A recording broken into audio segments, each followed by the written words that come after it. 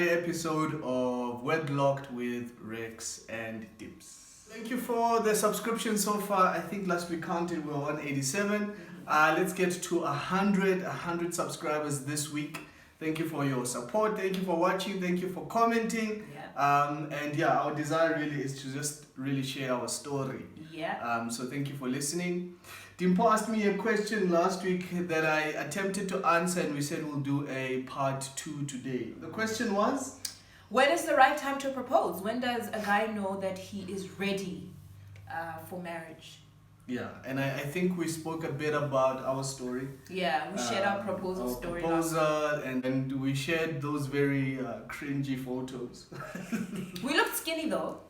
Yeah, I guess. Yeah. So we spoke about that, and I think I spoke about the fact that, you know, once you're dating someone and you get to courtship and you kind of hit the ceiling, and for me, when I felt like we hit that ceiling, we're supposed to transition into marriage. But after proposal, there was like an anxiety that came over me, and I wasn't quite sure where it came from. There was some fear that came upon me. I don't know if it's like that's the definition of cold feet. But maybe I had cold feet after the proposal. I got to really think about it over the week, because we did say today would be the part 2. Was that I think one of the things that happens when two people come together, especially for me, is that my dream has always been to build with my partner. You know what I mean? I've never really been one of those guys where like I want to be super successful and then marry. It's always been like I want to start humble and then marry my partner, and then we walk this journey together of building, right? So I think that's why it was accessible for me to decide that, hey, I'm going to get married. However, I think the challenge was every time you need to build, there needs to be resources that you bring to your partner. Like for instance, if you're building, if you're constructing, you need bricks, you need cement, you need paint. So those are the things that I think the anxiety came from the fact that I didn't have those things to present to you. You know what I mean? To come up with this building. All I felt like I had Prestic. You know what I mean? Like I brought Prestic to you to like, let's build. Instead of bricks, things that are sensible, so that Dimpo comes with her stuff, plaster and things. And we start constructing this building together. So I mean, I'll never ever think about regretting the day that we got married. I mean, we ended up building anyway. But it's like, it's what do you have, when you're deciding to marry, and especially marrying young, what kind of resources do you have to start building? It doesn't have to be like a full building that you bring your spouse into. It's like, hey, here's some things. Here's some raw material that I can. You can start with a one room, and then as time goes, renovate. As long as there's a starting material. There's something there to start with. Whilst for me it was like I was really fresh, and I was bringing it to you. Prestige. Wow. Yeah. So I think that was the first thing. Is like, oh my goodness, I don't have raw material yet, and I'm deciding to build without this, And then I think the second thing was again the role. We spoke a little bit about it, but just to get a little bit more detailed with it, is the role of what did we call it again? Counseling. Yeah, premarital counseling. Yeah, premarital counseling. Courtship. Yeah, premarital. And the premarital counseling, I can't stress how important it is, because what it does is that it gets you to think about the steps that get to the day. Yeah. You know what I mean? It gets you to really consider what it is that you're getting into. While our premarital counsel focused a lot on emotional aspects of marriage, are you going to be able to handle a wife who is grumpy? Are you going to be able to handle a husband who, is tired or always wants sex? Well, there's more to marriage than that. Are you going to be able to make financial decisions together? Are you going to be able to get resources together? You know what I mean? What is your opinion on saving? Yeah. What is your opinion on, investment? And we never got that. Yeah. No one ever engaged us at that level. Yeah.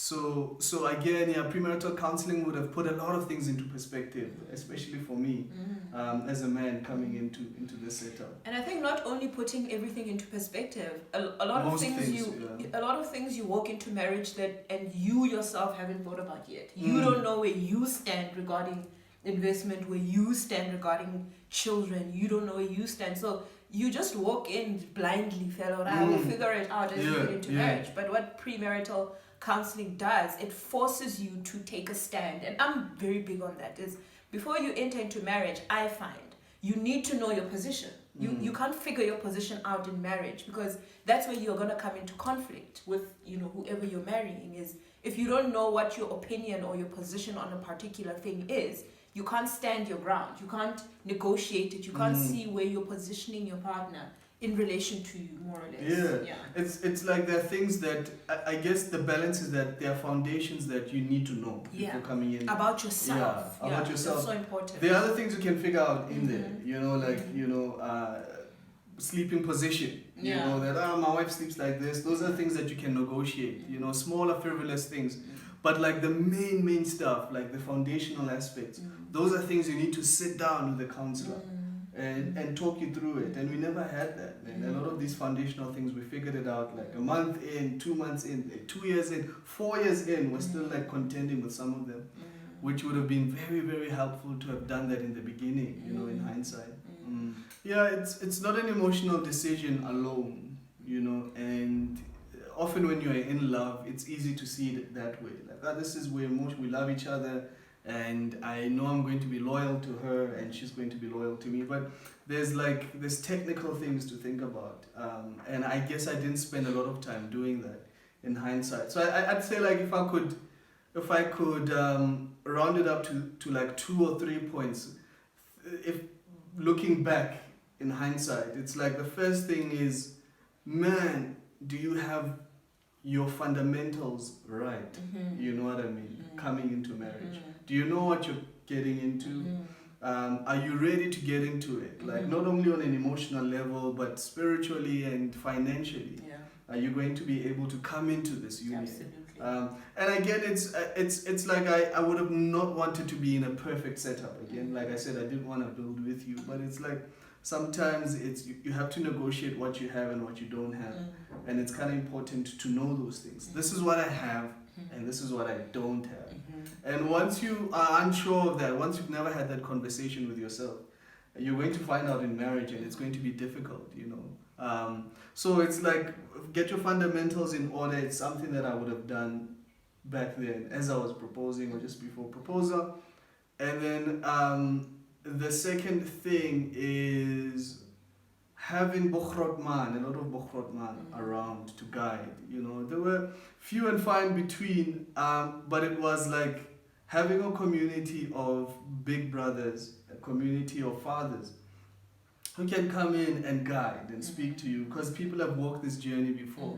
So I'd say like really opening up yourself to that, opening up and reaching out. Sometimes like it's not about them coming to you as a young guy and saying, hey man, do this, do that. It's you going to them and saying, hey Khrotman, I'm about to take this big step. What kind of advice can you give me? Or time, I'm about to take this big step. It's not enough to just have your parents, like have like a community of people who can help you and talk to you and guide you as you get into this union.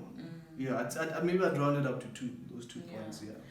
Two things I'm thinking about. I mean, based on the challenges that we then faced leading up to the wedding, financial, situations.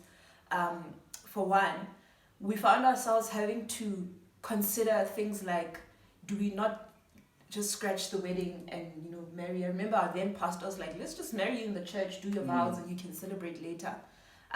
Considering stuff like that, we considered moving the date closer. Are you saying we could have considered it? No, I'm saying we were starting to, those things were starting to pop up in our minds, whether is this a possibility or is this a possibility? I remember we got married in November, but we considered getting married in June, and it was like the peak of winter, and we're like, yeah, it's good because it'll be less people and stuff like that. We considered having a wedding in Johannesburg. I'm from Lesotho, and I'm big on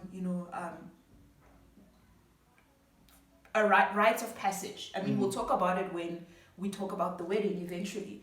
But, we considered, should we just have the wedding in Joburg? That way we don't have lots of people traveling, it's less, We considered many things, and I think, and this is the lesson I learned, is at the end of the day, and this is something you taught me, what is the right thing to do? What is the right thing to do? And it entailed waiting, it entailed postponing, because there was a time where we'd already distributed invitations on a specific date, and that pressure could have made us be like, we've already sent out invitations, let's just do it. But we waited, we postponed, we waited, we chose to do the right thing, even though it was difficult. And I think that was where we could have potentially gone way wrong.